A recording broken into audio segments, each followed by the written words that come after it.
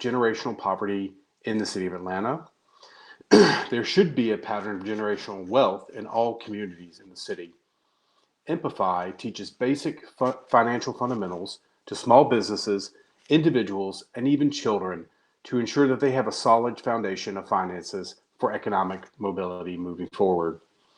Rob leads the content development for the business. He's also active in partnering with Atlanta organizations like Cristo Rey Jesuit High School, located in downtown Atlanta. He's also partnered with the Urban League of Greater Atlanta, the City of Atlanta with programming at Adams Park, and the 411 brand. Rob will be chatting with our Assistant Director of Business Retention and Expansion, Sabrina Young-Wright. If you have any questions or comments for Rob, feel free to drop them in the chat, and we'll leave some time at the end of them to get them answered. But today's session around finances and financial literacy, I think, is really timely for the city. We all have been worried about the economic vitality of the city, so I think this will be a very timely conversation. So we thank you for joining in this morning, and I'll turn it over to you, Rob and Sabrina.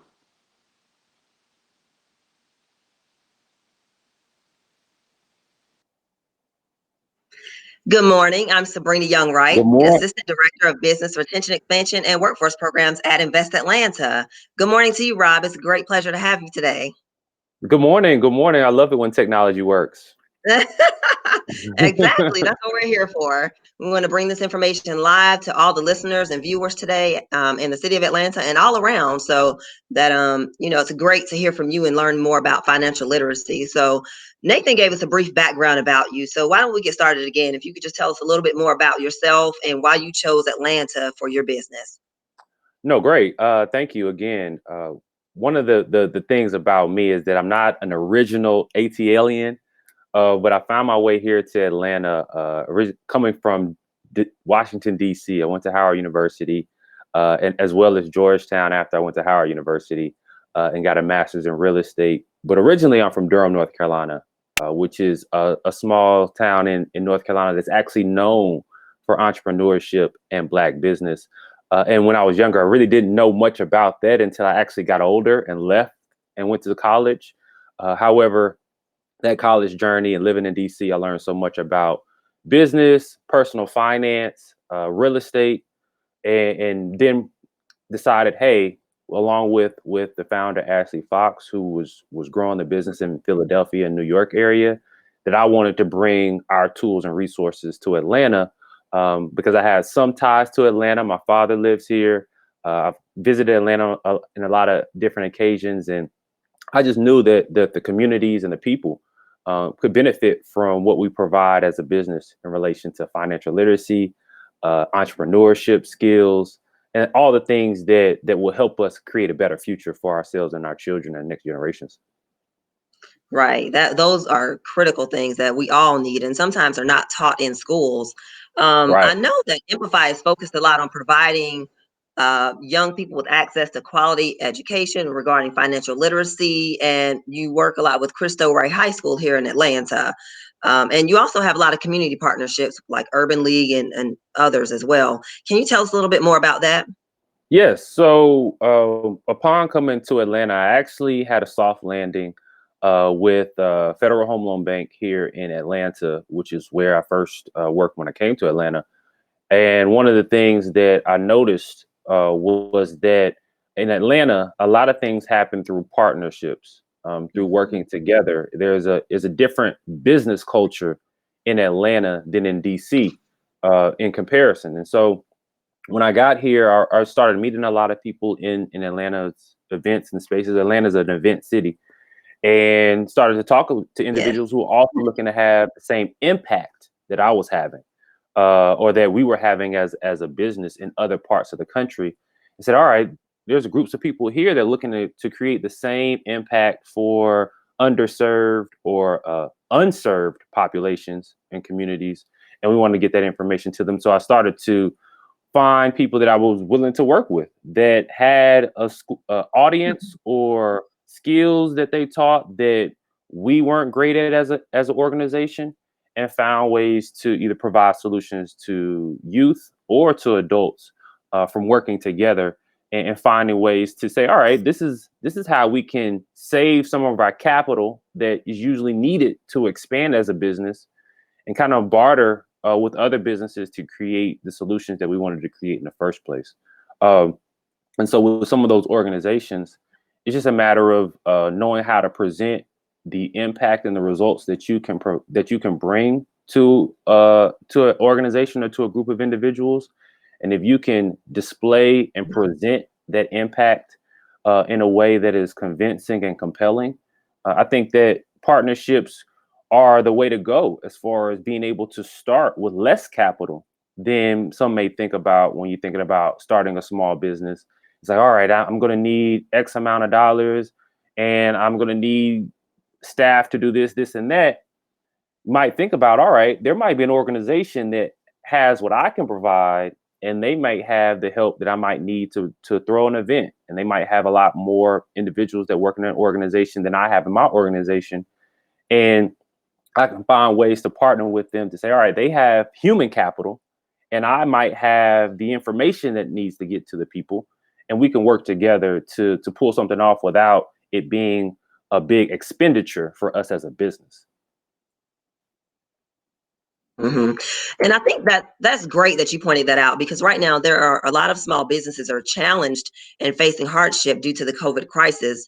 So they're having to be creative as to how they move forward, how they pivot during this Right. time to maintain sustainability for their business. So partnering with other businesses is a great idea. It's a great idea, and some that people may not think about firsthand. Right. So you have to be creative that way. Yeah. So I know that you work with Cristo Rey High School. Can you tell us a little bit about what you do with them? Yeah, so the Cristo Rey High School partnership came together. Well, I would say that it was sparked by my time with my previous employer, and in that experience, I got a chance to mentor and work with interns from the school, because the school has a very, very prominent work study program in which every high Mhm. school student is employed by a business in Atlanta throughout the school year. And we had 4 interns in our bank that were helping us with the various operations of the bank. And in that, I started to mentor them because I was the younger face. I could kind of relate to the music they liked. I knew a little bit about their life and their world. And from there, I just started to create a relationship with a lot of the individuals who worked at Cristo Rey in the work study program. And then upon leaving my former employer, I approached them and say, hey, this is actually why I left my employer to pursue this endeavor. And this is how I really think it can help the students, because I've actually worked with some of the students kind of on an individual level as they were interns at the bank, just Yeah. teaching them how to open a bank account, how to start an LLC, Wow. how to do the small things. And it would just be regular conversation. And I noticed that they liked the information, they wanted more. And I shared to say, hey, well, I'm not going to be here at the bank forever. And when I move on, I will look to bring this information to your school and teach you all in the school. And it worked out. And they said yes. And Wow. these past 2 years, we've been providing programming to their students to prepare them not only for college and some of the financial decisions for college, but a lot of them want to know how to start a business. They're seeing that there's opportunities that, oh, I can be young and start a business. And it's not an age requirement per se, because they're seeing peers be super successful on YouTube that are younger than them, that they're thinking, oh, I want to learn business too. So Right. that's how that partnership sparked. And Cristo Rey has been an amazing partner in relation to giving us the support as an organization to really have an impact on the kids as far as being involved with certain events. They have a great program to start the school that we go in and do kind of like some crash course stuff before the school year even starts. And then we get into programs during the Mhm. school year as well. So when I think about that partnership and think about how that partnership came about and how other businesses can form similar partnerships, it really started, as people always say, with a great relationship. And it's kind of almost who you know. But outside of who you know, you still have to be able to prove that you get results. And so I would say for right Right. now in this time period and what's going on, and we have a lot of downtime, if you will, that this is an Mm-hmm. opportunity to look back at your business and say, all right, what have we accomplished, big or small, that I can get better at promoting and documenting for the purpose of finding partnerships? To say, I need to show another small business that I can get a result, because it is a risk in partnering. It's not all great. It could go wrong, and you want to make sure that you limit that risk as far as this partnership possibly hurting your company by making sure you present what you do well, and that they also, that you understand from their perspective what they do well as a business to make sure it's a good partnership. So for instance, with Krista Ray, I knew that they were having some challenges with preparing their kids financially for life, whether it's college and beyond. And they really hadn't found partners to this point to really bring that point across. And I also knew that Krista Ray is majority African American and Latino students. So I also knew Mm-hmm. that our content was culturally relevant. It wasn't just personal finance, it was personal finance from the perspective of growing up as a minority in this country, which our finances are just completely different. So knowing that we had experience with culturally relevant financial literacy content, and knowing the need that Krista Ray had, and being able to present our effectiveness made Krista Ray confident in partnering. So it's not just being able to Right. say that you do something, but knowing how to effectively present it, whether it might be as simple as a PowerPoint deck and slides, all the way to say, all right, maybe I'm great at running my business, but I'm not the great at being the salesperson or promoting the business. And maybe I need to find someone else to do that job for me. Because that's one of the things I noticed with a lot of the small business owners that we work Yeah. with, is that they're great at the I guess the skill or the talent per se. However, the parts of the business that need to happen to make it a successful business, you might not always be strong in that area. And I always, when I think about that, I always think about restaurants. It's like you might Yeah, have the greatest, exactly.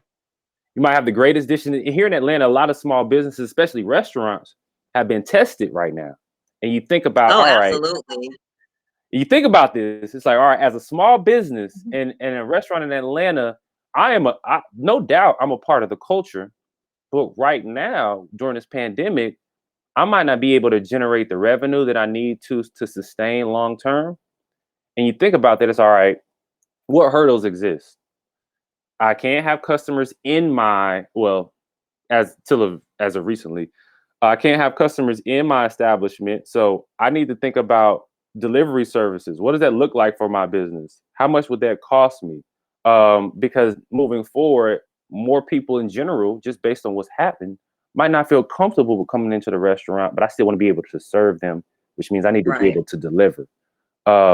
Or in another way, with if you're in an area where you get a lot of foot traffic as a restaurant or business, and knowing that that foot traffic maybe for the foreseeable future is going to be limited in your area possibly, then thinking about, all right, if I know that my sign in front of my door on the sidewalk used to bring in business, I got to think about where I need to put that sign now, which might be, that sign might need to be a Instagram ad now.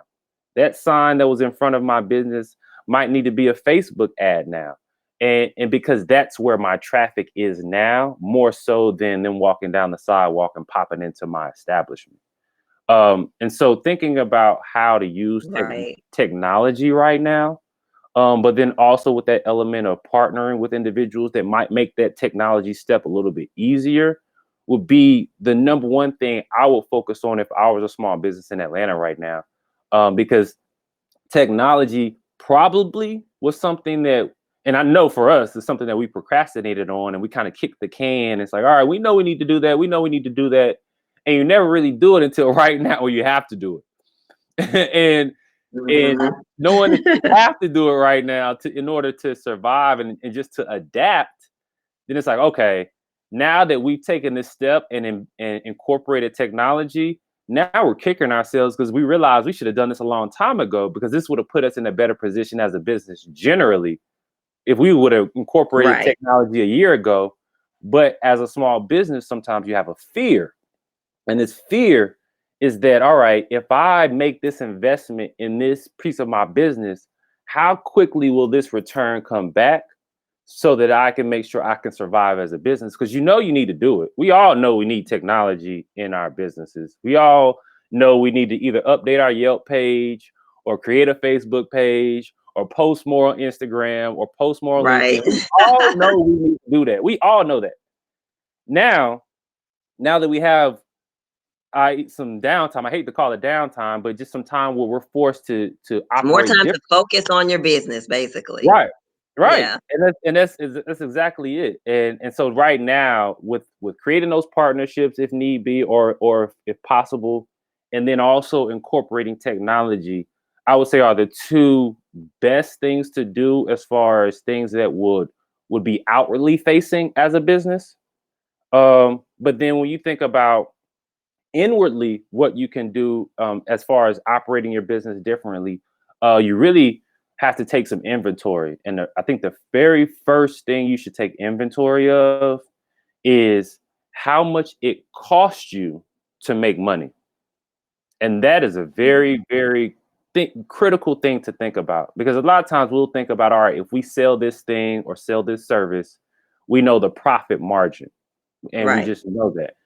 However, there's the beginning to that story. It's like, all right, how do I either create or provide this service? Who do I have to pay? How many employees do I have to pay in order to open my establishment for a customer to come in? Do I need 2 employees here? Do I need 3?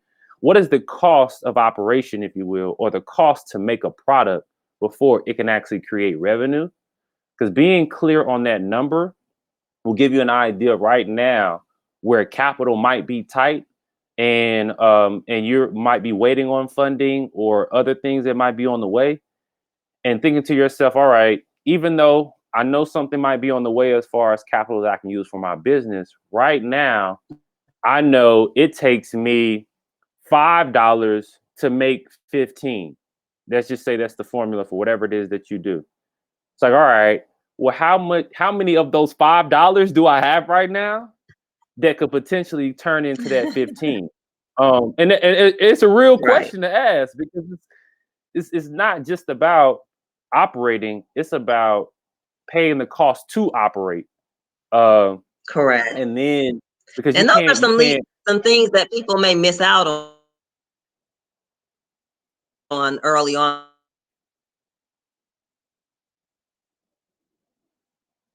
when they're not considering everything that goes profit margin, which is what people tend to focus on, and right. which sometimes made the business to being unsuccessful because there are things that are not considered up front. What are some of your tips or best advice for young entrepreneurs or people wanting to get into business? I'd say right now, I I've seen a lot of people get hung up on a business plan. This is critical right here. Yes, This is a learning point. absolutely. So when you think about creating a business plan is your educated guess on how to be successful, right? Now, you might not be 100% certain this plan works, but it looks good on paper. It makes sense. It sounds good. You got some people to review it. They've kind of given it a blessing. That's great. But understand that once your business starts and that first thing goes wrong, the Mhm. the instinct is that business plan is great, and that's a great those words are great on paper. They look beautiful, but I need to get some results right now, and I might need to deviate from that plan in order to survive the day, if Mhm. you will. Because I always talk about, as a business owner, it's about surviving the day. Because the people who win in business are just the people who last the longest. That's the secret. So it's not Mm. that they are just over and above everybody. It's who can outlast everybody else when challenges arise, because they arise for everybody. But who's going to Right. last the longest is based on how you adapt. Like right now, like I'm sure coronavirus has put many people's business plans in flames, right? Right. So now, Exactly. that's no longer a blueprint or a guide. Now you have to more so depend on instincts and what you see going on in the business world right now as far as how you adapt, because nobody had a plan for coronavirus. Like this wasn't like, oh, let me go pull my coronavirus plan out the file. Like that doesn't exist. So I would say to start right now, if you're starting to answer your Mhm. question, if you're starting right now, just know that one, you're starting in an environment that might not last forever. So when I say that, meaning that what's a true tremendous need at the moment might kind of die down a little bit once we have a greater sense of normalcy over the next couple months. So if you're starting a business, start the business with as best as you can, because nobody can tell the future, but as Yeah. thinking about what potentially the new normal will be instead of possibly what the piping hot opportunity is right now in this week of May. Because there's like, for instance, right now, a great opportunity may be to have a like for instance a cleaning business. Let's use a cleaning business as an example. You say, all right, I'm thinking about what's going Mhm. on, like germs, viruses. Maybe I should start that cleaning business I've always been thinking about, because now there's a greater demand for things to be clean and sanitary, Right. which is a great idea. Now thinking about starting right now, you have to start knowing that, all right, a lot of my employees, based on what they may be cleaning or where they may be cleaning, will need a lot more PPE, protective equipment, than they might need another time. So I just got to consider that's an extra expense for starting this business. Correct. It didn't necessarily exist when I might have originally had the idea. So knowing I'm starting now in this time, where even though there's a lot of opportunity, there might be some extra prep steps, just with what's going on with the pandemic at the moment. But then to say, all right, if I'm going to build and start this business now, let me think about post, I guess, shelter at home orders. Thinking about, all right, one thing I thought about, and y'all can take this idea if you want to. I thought about, all right, what is the travel industry going to look like after this? We got the busiest airport in the world down the Yes. street. Like there's probably going to be business popping up that are going to be specializing in cleaning airplanes or cleaning buses that may be going in and out of Atlanta, as far as cleaning in the travel industry. Like that might be a new small business for someone. You're right. And if I think about, all right, as that small business, you need equipment. You're providing a service, but you still need equipment. You still need partnerships. Like you need to know someone who works at the airport or for transportation here in Atlanta. And so there's all these different pieces, but I would say you got to focus on what will be the cost to operate right now, which is always higher because it's a pandemic than the cost to operate in regular times. And that's the first thing to consider, because the cost to operate is the barrier to a successful business. If you can't pay the cost to Mhm. operate, you can never generate revenue. And so just understanding what that cost is, because that's your investment as the business owner. Your investment is the cost of operation. That's what your investment is. So as you've been working with small businesses and individuals through your financial literacy and all of that, tell me, what are some of the largest concerns that you've heard recently? The biggest question that we get right now is, how can I take advantage of what's happening in the financial world, um, so that I come out of this better financially? Because so many people saw how some individuals took advantage of 2008, 2009 financially, as far as investing, whether it's real estate, the stock market, some of those things that became bigger opportunities, because after 2008, 2009, the cost and the price and the values of things dropped because of the recession. So it provided an opportunity to say, all right, in this window of time immediately following this pandemic, people want to know, all right, where or how should I invest to take advantage of this event that's happening right now? Because I missed the boat that was 11, 12 years ago. Exactly. And I Yes. don't, I and know a I lot don't, of people are more aware of that right now. right, So right. what's your biggest piece of advice in that respect? I would say the biggest piece of advice I have, and this is kind of Monday morning quarterback, but I would say that if you've had the ability, I have two parts to this Okay. answer.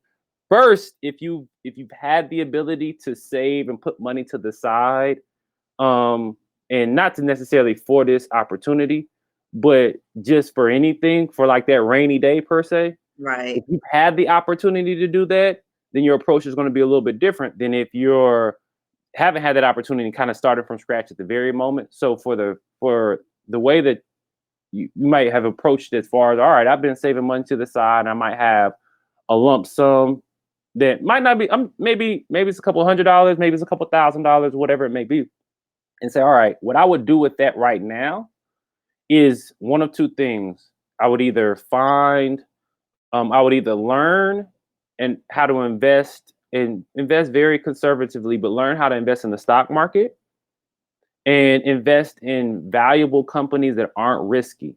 The companies that Hmm. right now, because I can tell you right now, if a company is making money right now, when everything is almost at a screeching halt, then they're going to be perfectly fine when everything gets back to the new normal.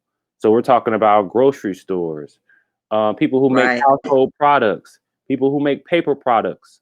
As we can see, paper towels and toilet tissue is just flying Not off the commodities. yeah. And it's where you see money going, you can follow the money trail to say, all right, I know the companies that are benefiting from what's happening right now, but the things that they're benefiting from will still be bought and sold after this is over too. Right. So, in finding those strong companies to invest in on the stock market is one great thing to do if you have a lump sum to kind of start with. Now, on the flip side, or find partners to ultimately get into real estate, which is another great thing. But as a business owner in that scenario, if you have a lump sum as a business owner, then you really got to think about, all right, how do I turn this capital that I might have been sitting on for a rainy day, and how do I multiply this capital? What does that mean? It's like, all right, how can I take this money and possibly, because I have this money, be able to add more resources to the pot? So in that scenario, it might be, all right, I have this capital, and because I have this capital to work with, that if I go find a partner, as a partner, you need to come to the table with capital too, because that's what I'm coming with as well. That might be the nature of the relationship, but that's a great leverage piece. Whether you're walking into a bank asking for more debt because you have capital, or going to another business partner and say we both have some resources to work with, and joining our resources together to go further faster, rather than trying to do it on your own. Now, I will say that most individuals, unfortunately, and this is not because of you in any reason, but because of how our economy is structured in some ways, might not have had the ability to save and be best prepared for what's happening right now.